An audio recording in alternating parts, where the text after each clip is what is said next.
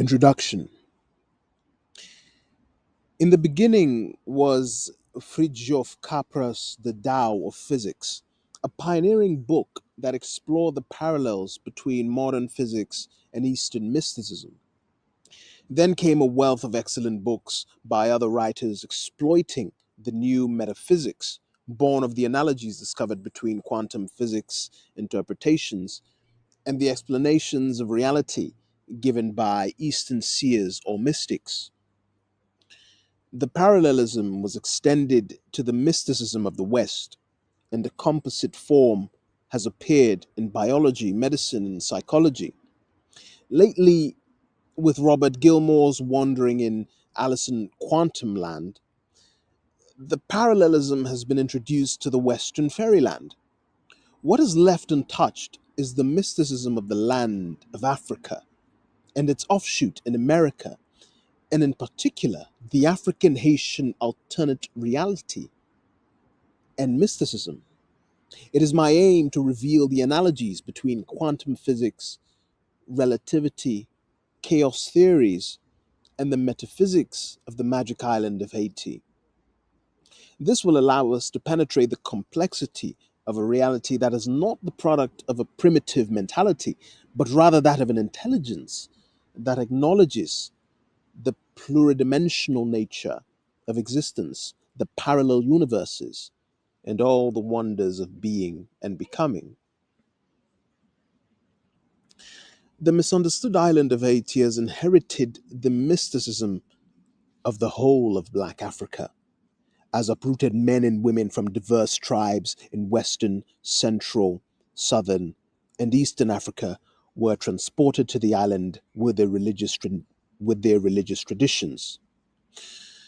Through marriage, the status of maroon, they have coalesced these traditions into a syncretism that is known today as the Vodou religion. Many people will be startled to hear the term Vodou religion because they have been brainwashed by the media to equate Vodou with witchcraft and idolatry. The African Haitian civilization is more complex and sophisticated than that. We are dealing with a world vision as complex as Eastern and Western versions of the universe. My interest in physics and metaphysics dates back to 1959, during the last year of my baccalaureate degree and my acceptance as at the Faculté de Médecine in Port-au-Prince, Haiti. That dual interest was harmoniously blended into the activity of poetry. I was introduced in 1962 to the group Haiti Littéraire by my friend and classmate, the poet Serge Legagneur. That group was not a literary school, but a Cénacle club of poets oriented toward modernity. In December 1963, the journal Ronde Point dedicated issue number 12 to the young poets of Haiti littéraire. At that time, Serge Legagneur and I did not have any published poems in Haiti. That was different from the other members, such as Roland Morisseux, René Philoctet, Raymond Philoctet, Anthony Phelps, Janine Tavernier Louis, Jean Richard Laforêt, Davertige, Villa Denis, the celebrated author Idem, a book of poetry praised by the French critic Alain Bousquet in the journal Le Monde. From the presentation of the group to the public, some sections of unpublished poems were chosen from the works of Legagneur and myself. Later on, all the works all the works of Legagneur were published in Montreal, and my book of poetry, Eman- Emanences, was published in 1988 in Canada by the editions Sidica. All the poems in that book were composed between 1959 and 1966. During those years, the wind of modernity was in the air, and we were all seeking new vistas in the world of poetry. To me, enlightenment in the field came about by meditation on the principles or paradoxes of the new physics and the revelations of our mystical traditions. I had discovered some analogies between the quantum world and the mystical dimension in my search of ultimate reality. Through poetic meditation, I came to understand the plight of the surrealists before us who were seeking the source of poetic inspiration. This was revealed to me through what can be called the poetic trance, which is a sort of zazen or sitting meditation.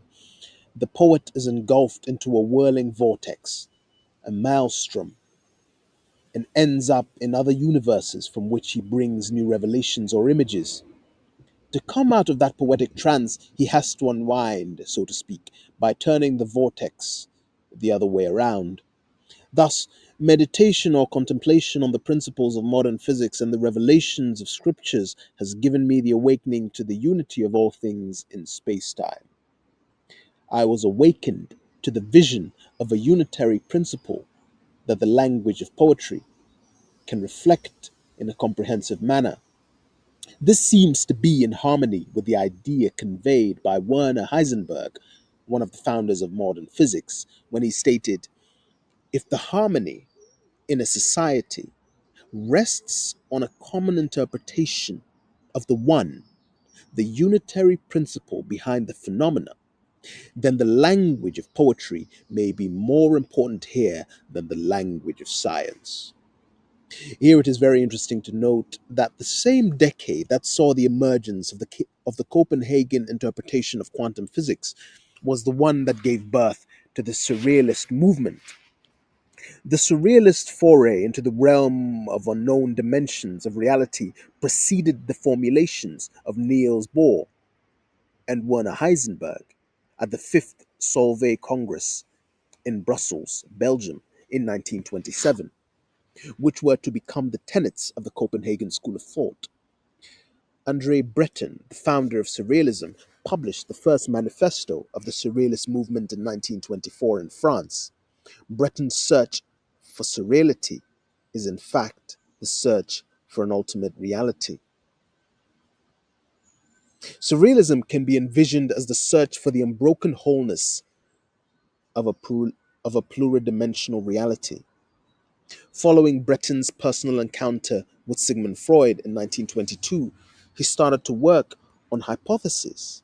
On he started to work on hypnosis with other poets of his group, namely Crevel, Desnos, Éluard, Perret, and Picabia. However, he had discovered the writings of Freud and his revelation of the subconscious by 1915, when he was a medical student pondering on the means of exploiting the subconscious as the source of poetic inspiration. Hypnosis was one of the methods used by the French poets to penetrate the mesmerian world of the subconscious and to attain a holistic approach in creativity. The rational part of the individual must free the irrational part, the subconscious itself, the subconscious self, and allow its dynamics to reveal reality in all its dimensions, to create poetry or any other forms of arts without hindrance. The surrealist methods for penetrating the ultimate reality are equivalent in many aspects to transcendental meditation techniques. There is more than one method to reach that trance state that throws the individual in the surreality where he is all in all, where he indwells the unbroken wholeness of David Bohm or the universal soul of the Eastern mystics. Breton called that state inspiration. It is the equivalent of the supreme ultimate or Tai Chi Tu of the Chinese Tao. It is achieved through short circuits or bypassing of the main circuit, the rational one, to allow the subconscious component of the individual psyche to take over the conscious part. and the information processing network IPN of the brain. And Andre Breton and his colleagues try to reproduce these short circuits through automatic writing, Cadavre Exquise, a poem written in collaboration by many poets, free associations, dreams, reconstructions, hypnosis, and probably psychedelic drugs. Some of these methods were only mimicking the real thing, the poetic trance state, or they were just means to break the ambiguity barrier that separate us from the blessed state of inspiration. Breton described it as a state that overcomes the individual, like a crisis of possession or a dorcism. The crisis is seen as an overwhelming emotion that grabs, subjugates, crushes, dominates the individual, and pushes him into the immortal, and sometimes against his will. We can also see here the rang, coercive power of the Germans in describing hypnosis or possession. The word immortal used by Breton can be replaced more adequately by terms such as perpetual now, ubiquitous now, or state of simultaneity, or the eternal now of the Eastern mystics. This is the poetic trance similar to the Eastern experience of entering a higher state of consciousness, which is a higher multi-dimensional reality or surreality or a surreality. Thus, this revolution in art in the early part of the 20th century has preceded also the New Age movement of a Western form of attainment of enlightenment. Surrealism as a discipline in enlightenment was seeking total liberation or moksha or nirvana, like the Hindu or Buddhist seers. Through the attainment of a higher state of consciousness, the poets were expecting to discover the universal self or the awakening to the ultimate reality. Thus, that discipline was using laboratory methods in dream experiences and hypnosis, and its literary productions did not conform to the aesthetic rules or moral laws or injunctions. Some people see a dogma in the manifestos of Andre Breton. The poets of the Surrealist school wanted to continue a revolution that started in the 19th century with the Romantic school and the symbolists in France, which was a liberation from the rigid shackles of classicism and the form, the decree of rhymes and rhythms. One of their cherished pioneers in the search for enlightenment was Arthur Rimbaud, a precocious genius author of Une saison en enfer, a season in hell, who wanted to be a seer, a visionary. He used the technique of starting to develop psychic abilities, as well as practices similar to transcendental meditation, contemplation, or self hypnosis. See also Rimbaud's Illuminations. The Surrealist movement wanted also to see the total liberation of men and women on a social level as well. The poets of the French school had joined the Communist Party in their country, but they remained suspect in the eyes of the Marxist Leninists as revisionists. They could not be obedient to the command of the proletariat. Their metaphysics were too idealist to conform to the vision of the dialectical materialism. But Breton's ambition was something similar to the incorporation of the yin yang of the Taoists into the Japanese Zen. In other words, the attainment of spiritual liberation along with material liberation.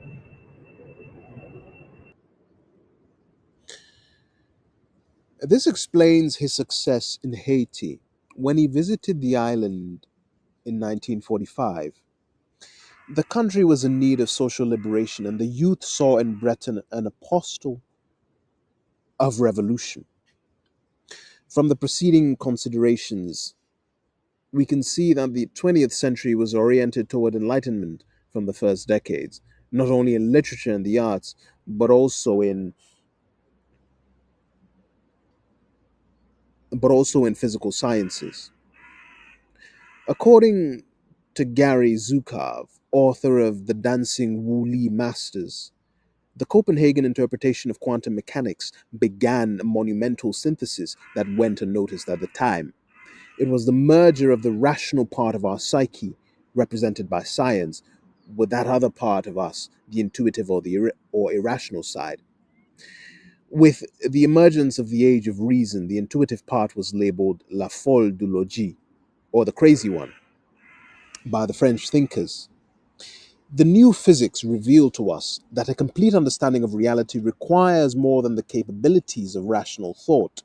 We have to pay heed to the input given by the other side of our personality in a complementary fashion. This is at the core of the Copenhagen interpretation that is known as Bohr's principle of complementarity. The Western world is proud of the achievements of its left hemispheric brain, that part which is the seat of reason. Thus, there is a bias to favor the rational, the assertive, or the masculine aspects of us, while relegating the right hemispheric brain to a status of second class citizen. That right side, which is equated with the intuitive, the receptive, or the feminine aspect of personality, had achieved recognition with the advent of Freud's discovery of the unconscious, or the double of the mesmerists. We will see later how the notion of a double will help us understand the African Haitian metaphysics. According to Zukov, the Copenhagen interpretation was an acknowledgement of the limitations of the Cartesian model of thinking, or logical model of thinking, and a recognition or recognition of those psychic aspects that have been venerated for a very long time in the Eastern civilizations and in the African Haitian civilization as well. The notion of complementarity was stipulated by Pierre Reverdy when defining the surrealistic image of poetry. For him, the image was born of the complementarity of two opposite realities. The product was a many-sided or multidimensional impression resulting from the superimposition of single impressions coming from different viewpoints, to use the words of Lama Govinda, the author of Foundations of Tibetan Mysticism. Paul Larac, a young Haitian poet who attended the speeches of Andre Breton when the latter visited Haiti, approached him as well, approached him as if he was a guru or a mage. Mage? Mage.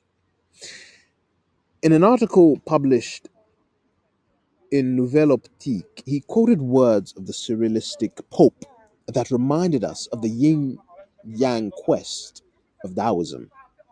The surrealistic enlightenment consists in getting access to that dimension where life and death, the realm of the imaginary, the past and the future, the speakable and the unspeakable, and the top and the bottom cease to be seen as opposites. It was at the end of World War II that Andre Breton visited the magic island of Haiti. He was spellbound by the beauty of the land that was in the colonial times nicknamed the Pearl of the Antilles. In a speech delivered at the Savoy Cafe restaurant in Port-au-Prince, he confessed his elation in looking at the sumptuous drapery of trees and bushes. To him, Haiti was a land of elation, a repository of poetic thinking, permanent temptation of poetic vision. There, nature speaks without hindrance. There was something hallucinatory in that island where mystery abounds in the forests, the mountains, the ravines, the rivers, the ponds, and the sea. Now, at the beginning of the 21st century, one may concur with him and use a new epithet to call Haiti the quantum island. Andre Breton was surprised to see that the message of the Surrealist movement was nothing foreign to the Haitian psyche. Andre Breton was surprised to see that the message of the Surrealist movement was nothing foreign to the Haitian psyche. What he was struggling to implant in the mind of the contemporary Europeans was already part of the Haitian world vision. The African Haitians, like the American Haitians, had remained close to the sources of poetry, the sources of surrealism. He also confessed that his disciples in France and elsewhere in the Western world had been trying to reestablish the link with the primeval consciousness, that internal voice that exists within all men, that psychic force that is more familiar to Haitians than to the Europeans, is illustrated forcefully in Haitian Vodou. In periods of social and moral crisis, it is very important, according to the author of Nadia, to scrutinize that primeval force, that primeval psychic force, in order to rediscover the authentic aspirations of the human being. In an interview by Rene Belance, a surrealist Haitian poet, Breton stressed the fact that poetry must maintain the contact with the primeval infrastructure of the human beings, which is the subconscious mind, the intuitive part of man and woman, or the wave function that connects us with the universal panpsychic field of our new metaphysics. It is a reservoir of infinite resources. However, according to George Castera Jr., in spite of the triumphal entry of Breton in Haiti, there was no official enrollment of Haitian poets in the Surrealist school, except Clement Magloire Saint Aud, who was officially included in a list of the post war Surrealists in the Larousse Dictionary of Contemporary French Poetry. Nevertheless, there was a very strong influence of Surrealist tenets on many Haitian writers. The Haitian surrealists Magloire Saint Aud, René Belance, and others did not practice the dream experience or hypnosis. They were interested in automatic writing, cadavre exquise, the production of fantastic images and dream stories. The influence of surrealism continues down to the 1960s in the writings of the poets of Haiti littéraire, and it is also present in the genesis of that new school called spiralism, created by Frank Etienne and René Philoctet, the latter being a former member of the Haiti Littéraire. In fact, Haitian writers did not have to officially join the school of Breton because there already existed in Haiti a popular universe dominated by the strange, the fantastic, the weird, the singular, and the dream world that confers to our ordinary reality a surrealistic character. Furthermore, we must say that Andre Breton, in his bewilderment about Haiti surrealism or mysticism, did not have a chance to experience firsthand the profound singularities of the island's alternate reality. Behind the composite state of the rational and the irrational that he had discovered in our culture, and behind the Freudian subconscious and psychoanalysis, exist other dimensions and forces that only the ontological understanding of humans found in African Haitian vision of the universe can explain. The tenets of the new metaphysics, derived from the principles of quantum physics, relativity, and chaos theories, can help us understand that ontological vision. The parallelism between the principles of quantum physics and Eastern mysticism, and by extrapolation to all mysticism, be it Kabbalah, Gnosticism, Rosicrucian, or African Haitian metaphysics, has been challenged by many thinkers of the Western world. They have warned us of the danger that such an association can be for true religious mysticism. Of course, we must pay heed to these warnings because no matter how tangible those analogies may seem to be, they should not lead us to the conclusion that physical sciences, in their experiments, have reached the spiritual dimension of the immanent of the immanent existence or the biblical God Yahweh. According to Ken Wilber, the editor of Quantum Questions, or mystical writings of the world's greatest physicists, their conclusion was that the realms of modern or classical physics and mysticism have little or nothing in common.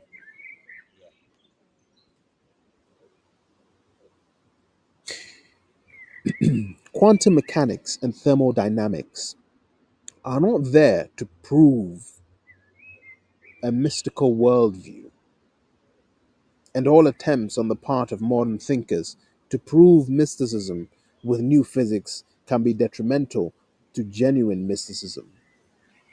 Erwin Schrödinger, the 1933 Nobel Prize winner in physics and discoverer of the wave function, that is the core of quantum mechanics, declares that religion's true domain is far beyond anything in reach of scientific explanation.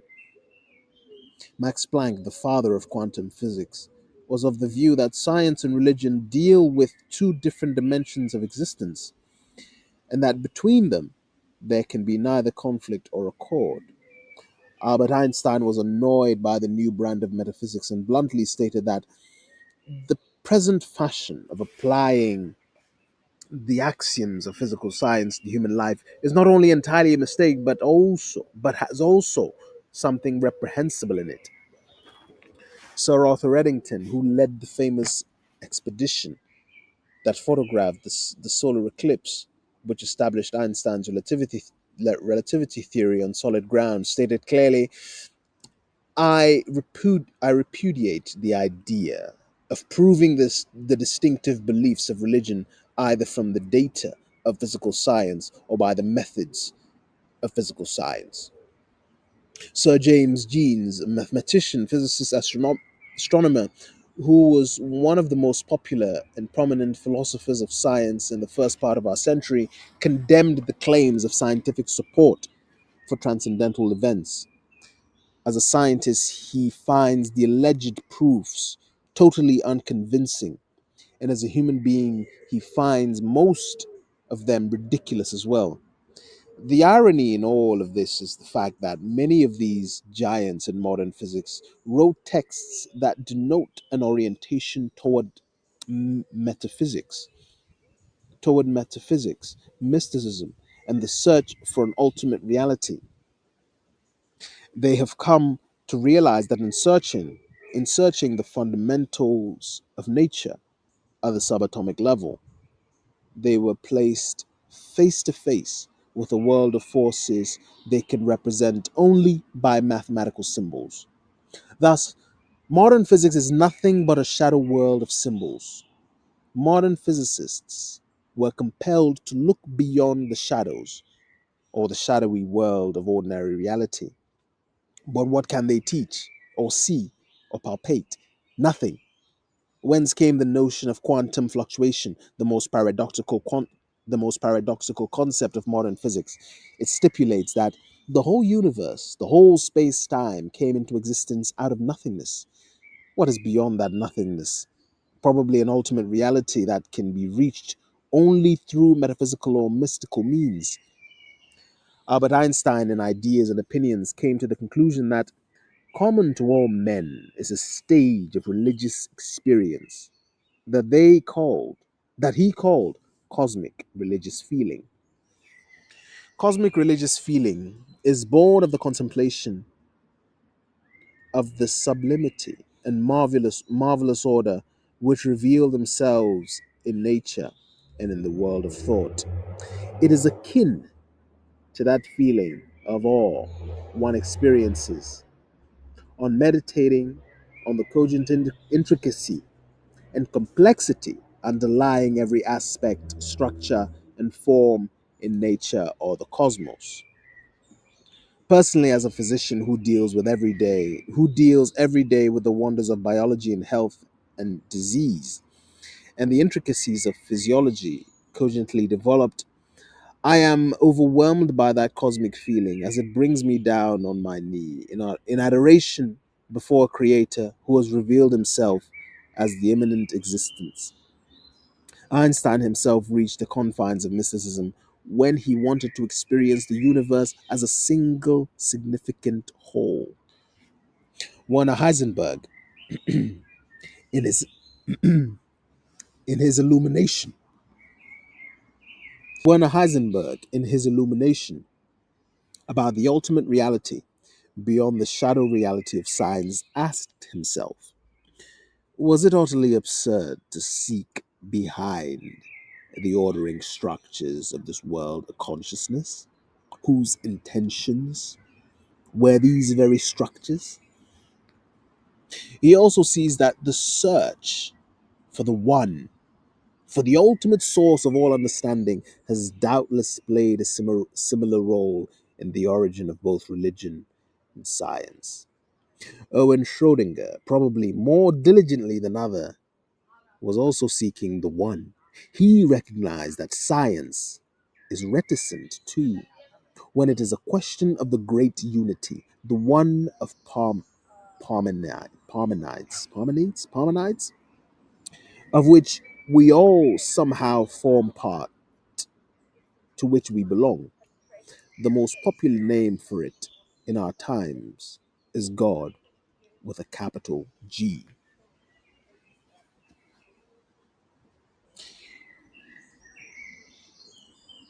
Schrodinger's thoughts were Schrodinger's thoughts were more in tune with with the doctrine of the Upanishads. He favored the mystical teaching of the identity of all minds with each other and with the supreme mind. He adopted the equation Atman Brahman. The personal self equals the omnipresent, all comprehending eternal self, as as the quintessence of deepest insight into the happenings of the world. This awareness has been the prerogatives of the mystics of all cultures and can be described as a unique understanding and can be described as a unique experience condensed into the phrase Deus factus sum, I have become God. Schrodinger realized also that experience cannot be obtained from the outside or simply given as a notional acknowledgement.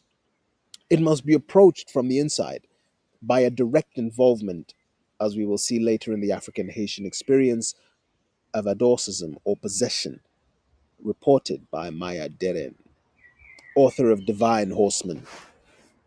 In that Vedantic vision, the mystic becomes a part, a piece of an eternal, infinite being, an aspect or modification of it, as in Spinoza's pantheism. In that state, the individual becomes all in all. Hence, this life of yours, which you are living, is not merely a piece of the entire existence, but is, in a certain sense, the whole. Only this whole is not so constituted that it can be surveyed in one single glance. Only this whole is not constituted that it can be surveyed in one single glance. This, as we know, is what Brahmins expressed in that sacred mystic formula, which is yet really so simple and so clear. Tat Tvam Asi, this is you. Or again, in such words as I am in the east and in the west, I am below and above, I am this whole world. The French de Broglie, recipient of the 1929 Nobel Prize in Physics, in his book Physics and Microphysics, testified of that search for ultimate reality as pure science entirely pursues, as pure, as pure science untiringly pursues the search for this hidden order, these ultimate realities. Sir James Jeans, in his book The Mysterious Universe, also testified also testified of that metaphysical appeal and endeavor, as he stated. Many would hold that, from the broad philosophical standpoint, the outstanding achievement of 20th century physics is not the theory of relativity with its welding together of space and time, or the theory of quanta with its present apparent negation of the laws of causation, or the dissection of the atom with the resultant discovery that things are not what they seem. It is the general recognition that we are not yet in contact with ultimate reality. Wolfgang Pauli, 1945 Nobel Prize winner in physics, discoverer of the famous exclusion principle and the proponent of the existence of neutrino 2 decades before it was discovered, insisted that rationality had to be supplemented with the mystical. Sir Arthur Eddington, knighted in 1930, was one of the physicists who recognized the limitation of physical science and equated the reality behind the shadows with consciousness itself, and who sponsored the search for ultimate reality through mysticism. Although he repudiated,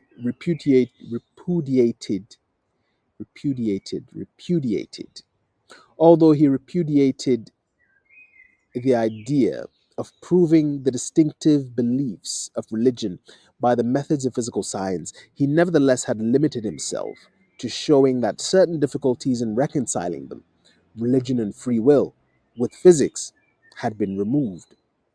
He cautiously acknowledged that the recent changes of scientific thought remove some of the obstacles to a reconciliation of religion with science.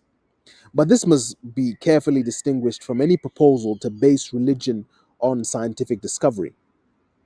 For my part, I am wholly opposed to any such attempt. In spite of this disclaimer, Eddington could not help but recognize that the new physics gives strong grounds for an idealistic philosophy which I suggest is hospitable towards a spiritual religion. Those strong grounds will be taken up by later scientists and metaphysicians to produce works such as the Tao of Physics or Dancing Wu Li Masters.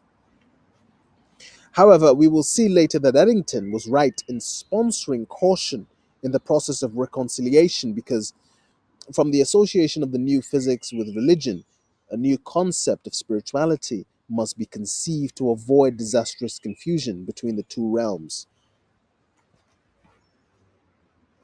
From the preceding overview of opinions, we can see that the new physics has incited a search for the ultimate existence, where it revealed to the physicists the intangible world beyond the particles, electrons, quarks, neutrinos, axions, and weakly interacting massive particles, WIMPs. Facing forces, energies, and fields, physicists are curious to find out the source of those force fields. On remembering the sayings of the mystics, the physicists saw in their meditation or trance a means to cross the, ambigu- the ambiguity to cross the ambiguity barrier. New Agers who believe modern physics offers positive support for religious worldview are walking in those steps.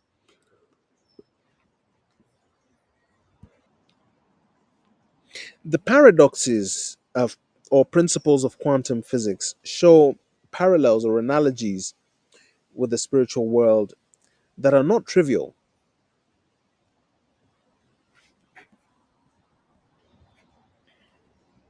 Quantum physics does not offer a direct proof of a spiritual world, but indirectly it pushes the individual into the search for the ultimate that, so far, belongs to the world of mysticism. Until now, the principles of duality, ubiquity, complementarity, or correspondence composite state or superposition state, non local hidden variables, bidirectional arrow of time, point carré, return, parallel universes, and the influence of subjectivity on the objectivity of nature have been tenets in the realm of religion. Now, modern science is revealing to us that they also exist in the physical world as well. This can be detrimental to religion if faith is centered uniquely on these principles of or beliefs. By the same token, in establishing the parallels and analogies, we discover that the characteristics up to now attributed to the spiritual world are in fact properties of the physical, invisible dimensions of space time. This will force us to reconsider the true characteristics of the divine dimension, which is an X dimension made aware to us only through revelation. No physicist has met God in a bubble chamber like Moses in the burning bush or at Mount Sinai. In that sense, modern physics and any other physicists that will come in the future would not be in a position to dismantle the foundations of true mysticism. The divine is off limits to experimental science because God is not of the nature of space time. God's dimension is eternity, a dimension that has no beginning, no end, and no change. God is the ultimate transcendence, the immanent existence. Yahweh, I am who am. All existence comes from Him, everything in space time or the universe. Thus, God's name, let's go back. God is the ultimate transcendence, the immanent existence. Yahweh, I am who am. Exodus 3:14. All existence comes from him, everything in space-time or the universe. Thus, God's name is existence, being, to be, to exist. However, that primordial existence has no beginning, no end. It is the opposite of space-time or the universe that has a beginning and will have an end. Thus, quantum physics cannot experience God because God is outside the empirical domain of science. Everything included in the great chain of being in the cosmos, from matter, life, mind, soul, and spirit, belong to space-time, and thus are amenable to the scrutiny of modern physics. Thus, the one of Parmenides, I think that's how you say that, the one of Parmenides, the Spinoza's pantheism, and the universal soul or Brahman are variant expressions of the same universe or space time. In this extent, quantum mechanics may have justification over them because it works in all possible experimental situations. That state of affairs will force us to redefine our concept of spirituality by acknowledging the physical or space time nature of many so called spirit manifestations. The oneness with the universal soul reveal itself to be oneness with space time. The physical cosmos, with all its avatars or manifestations. By the same token, matter is no longer seen as the vile, the inferior manifestation of existence, the non conscious element of the universe, but as an entity that is intrinsically, essentially psychic or spiritual, sharing that same pan-psychic field with all higher beings in the evolutionary ladder of space-time. Furthermore, the terms shadow matter, dark matter, and invisible matter convey a new concept or a variant of matter not made of atoms and molecules, but rather a physicality comparable to that of light in its particulate form or photon and its wave function or pure energy. Thus, shadow matter known as axion and WIMPs is a physicality, a force field that can manifest itself as particle or wave. It is immaterial in essence while being physical like or while being physical like all energy fields. This seems to be detrimental to religion or true mysticism something feared by the founders of quantum physics, by some religious thinkers and other intellectuals. In this new perspective, spirituality is no longer something out of this world, but essentially imminent to the cosmos, to the physical world of force fields, energies, particles, atoms, and man. The quantum fluctuation that began the whole creation and the evolutive process is essentially spiritual. The psychic or psychionic property is imminent to the cosmos or universe. The universal soul is the psychic manifestation of the unbroken wholeness of space time. Knowing that space time is infinite by nature, having a beginning and destined to have an end, we must look elsewhere in search of the ultimate reality.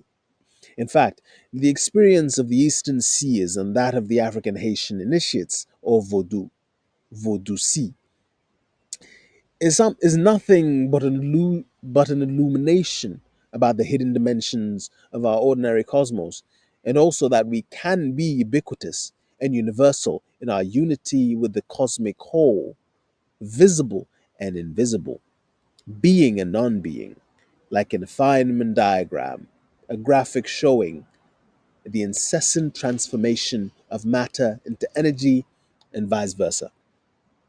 The parallelism between quantum physics and religion can be detrimental when applied to Judaism, Christianity, and Islam, but it is not detrimental when applied to the Eastern religions and to the African metaphysics or religion, because unity with the universal soul or the cosmos remains a fundamental tenet in those latter faiths. The two souls of man described in African Haitian ontology belong to the physical world and are subject to entropy, that is, change, degradation, evolution. Quantum physics is applicable to them as it works in all possible experimental situations in the cosmos with its parallel universes. These souls are part of the reality of which the new physics, quantum mechanics, relativity, thermodynamics, chaos theory study and make mathematical abstractions. The shadow matter discovered in this century seems to correspond to the properties of the body double, or semedo in Yoruba language, described in the composition of man by the African Haitian world vision. The psychic function of our organism is nothing but an information processing network, IPN, that encompasses our nervous system and the doubles or souls. The damage that can result from the parallelism with the Judeo Christian and Islamic vision of God or the Spirit of God is in the reduction of God's own dimension to the dimension space time, when in fact, by revelation, the realm of God is the otherness that has no beginning, no end, and no change. This is eternity. Thus, modern science cannot know it by empirical means, by using laboratory methods or mathematical. Thus, modern science cannot know it by empirical means, by using laboratory methods or mathematical abstractions.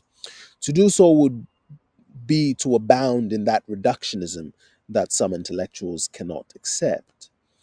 However, we cannot reject the reductionist approach when we are dealing with entities or manifestations that are intrinsically of the nature of space time or the universal soul.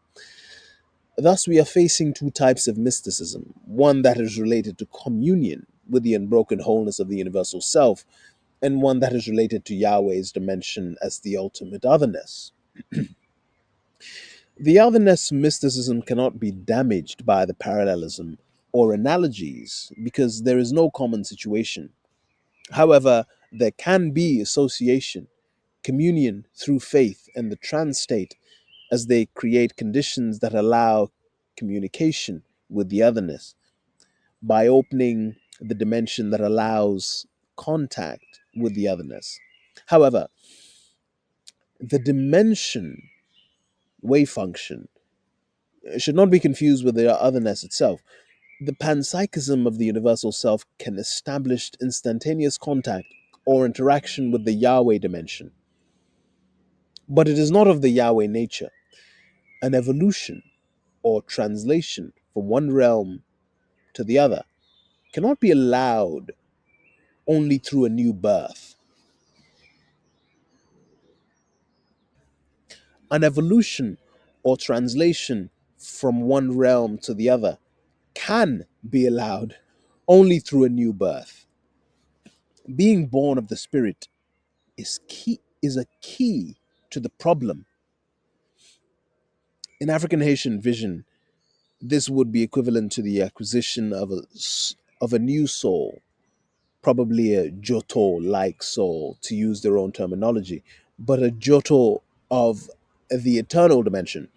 The shadow matter component of our nature, axions, WIMPs, along with our IPN information processing network, constitute constitute the physiological and spiritual aspect of man. By being by nature physical, it is amenable to quantum physics exploration. The new physics reveals to us new vistas, parallel universes, and their wonders. These fantastic aspects of or singularities resemble certain characteristics of the Yahweh dimension, but are not of the nature of Yahweh. They are perishable, subject to vanity or entropy. It is in that perspective that the Apostle Paul, in the letter to the Romans, revealed that the whole cosmos, the universal soul, is awaiting its redemption or its translation from time to eternity. This can be done only by fiat, an act of Yahweh himself, something similar to a quantum fluctuation. Asceticism and transcendental meditation cannot do it because all liberation, moksha or nirvana, can lead us only to a higher state of being and consciousness in our space time or universe. We can escape space time only by fiat, and this is not of our making. We are stuck to that universe, no matter how lofty or ecstatic a station in existence can be. In the present work, I consider some phenomena that were not studied in the popular books on quantum physics and mysticism.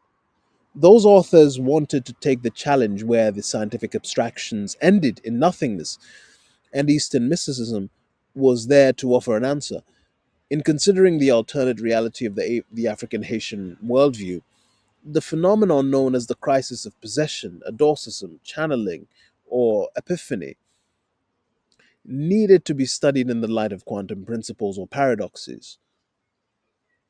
Another variant of possession named by us the Zandoric phenomenon because of the preponderance of the Loa Zandor, a voodoo spirit, and its cohort in that possession leading to physical transmutation was approached as a forbidden singularity, the deification or canonization of the body double presented by us as an axionic clone shadow matter replica testifies of the physical nature of the post-mortem status of the individual, a state that is subject to entropy, degradation, or evolution. We've tried to dispel We've tried also to dispel that Freudian Western interpretation of voodoo possession that wants to see it in a special case of hysteria. That thesis was advanced in 1931 by an eminent Haitian psychiatrist, J.C. Dorsenville. But many contemporary psychiatrists see in this phenomenon an event closer to hypnosis, the mesmerian crisis, and the dream state. The notion of an alternate reality made it necessary for us to approach the question by presenting the concept of reality in its multiple expressions as a many splendored thing. Modern psychology has shown that reality is not an immediate and universal perception. It varies from culture to culture, even from person to person, although we have a consensus that gives the so called ordinary reality. The new physics has shown us hidden aspects of reality that seem to come out of the world of fairy tales or from the dimensions of science fiction. It has revealed also other dimensions in the universe, the parallel universes, and the branching into alternate realities. In AT, the magical island, the dimensions of the Vodun, or spirit, or spirits, those entities of shadow matter, composition, are experienced in a tangible physical manner. And that is the reason why we suggest to the researcher to repeat the involvement of Maya Deren, author of The Divine Horseman, in their endeavor to fathom the reality of the Vodun in order to avoid statements from a Freudian ivory tower. In considering the religion issued from the African Haitian world vision in its utilitarian and ritualistic aspects, we have brought up the question of its evolution in the manner of other utilitarian and ritualistic religions of the world, such as the Vedic rituals prior to Jainism and Buddhism. We have recognized that a liberation or moksha is also needed in Voodooism to free the adepts of the bondage of the sensible wheel of life and the precarity of the Boule Zin rituals that are supposed to give physical currency to the soul of the departed ones. The only avenue seen so far is the transmutation of time into eternity. This presentation is that of a poet physician. Previous studies of the subject were written by physicists, metaphysicians, philosophers, and physicians. Now is the time to be exposed to the approach of a poet physician. In that sense, the work of Robert H. March, who wrote Physics for Poets, will not be in vain. I hope the readers who have reservations about our interpretation of the new science and the new metaphysics can at least relax and enjoy a Haitian worldview, surrealistic Haitian worldview. Indeed, it is my understanding that in order to comprehend reality, a metaphysician must use the concepts of the classics, of the classicists, Euclid, Newton, relativists, quantum physicists, dynamicists, chaoticists, and empirical experiences of Eastern, Western, and African thinkers to apprehend the many splendored thing that is reality. A multidisciplinary approach is justified, and that can start by paying heed to the wisdom of the people on every continent.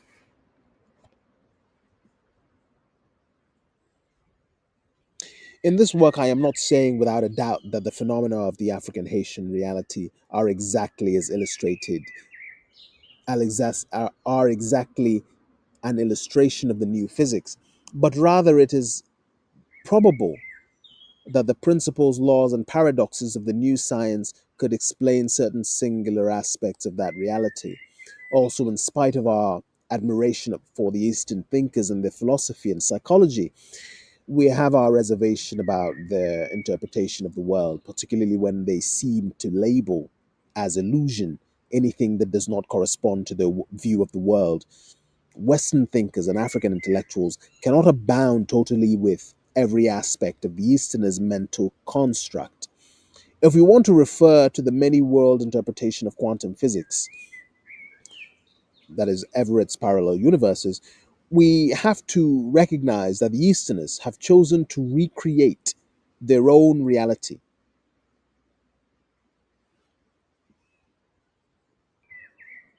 Let me take that again. If we want to refer to the many world interpretation of quantum physics, that is Everett's parallel universes, we have to recognize that the Easterners have chosen to create their own reality, a Zen world in some case, and it is one of the multiple branchings of the universe. It is a valid one to the same degree that our African world vision is valid.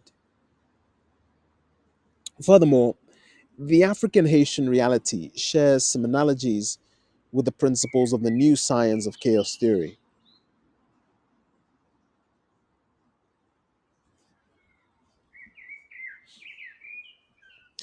The geometry of the strange attractor displays the characteristic feature of self similarity, that is, an unending repetition of motifs within motifs at all length scales. These are the pictures obtained when we look at ourselves between two mirrors.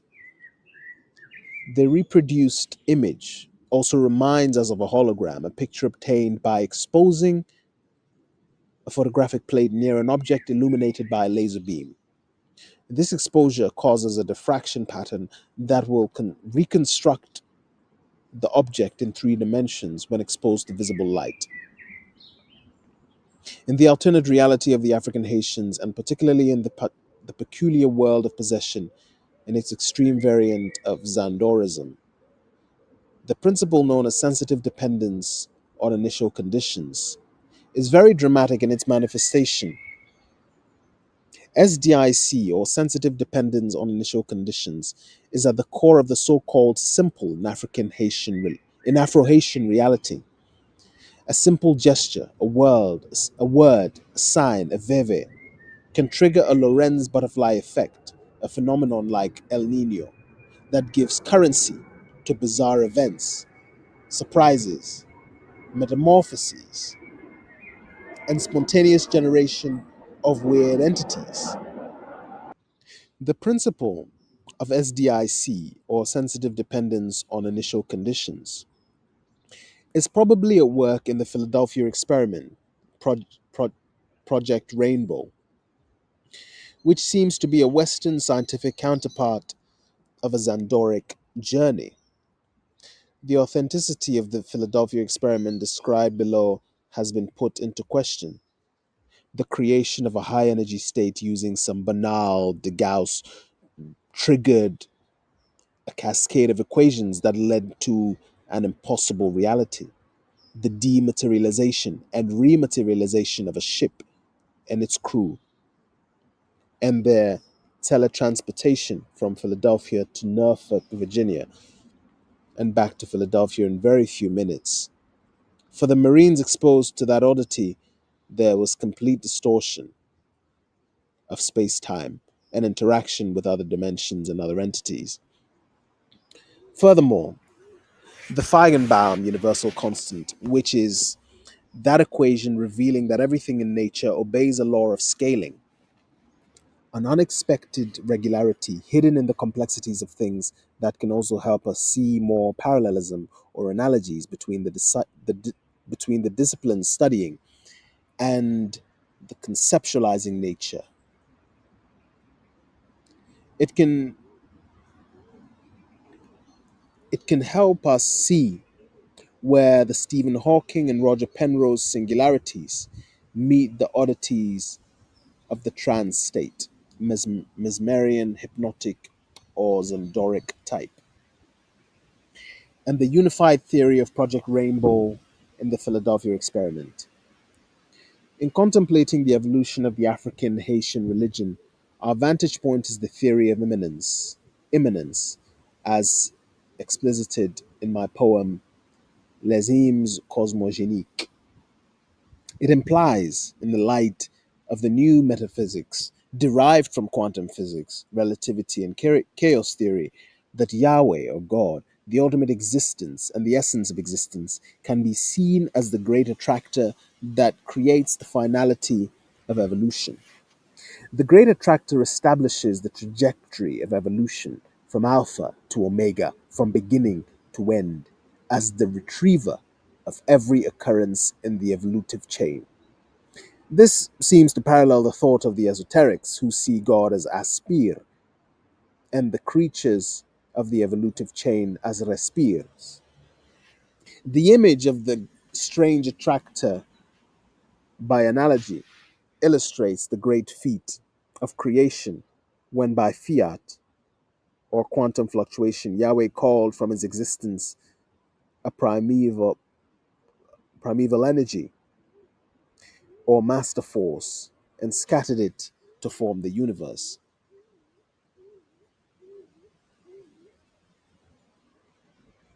The state of that initial cosmos soon changes into a chaos of various forces, high energy fields, and their equivalents, leading to matter.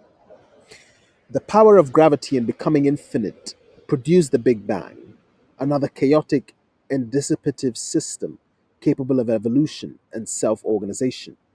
However, the cascade of complexities born out of that explosion seems to follow a finality, which is a trajectory aspiring to return to the source of existence, Yahweh, the center of the display, or God, the ultimate attractor. In the following chapters, the concepts briefly mentioned in this introduction will become clearer with examples. The subject is complex and requires foray into diverse disciplines, having obscure visions and terminologies. However, I will do my best to make them accessible to the reader.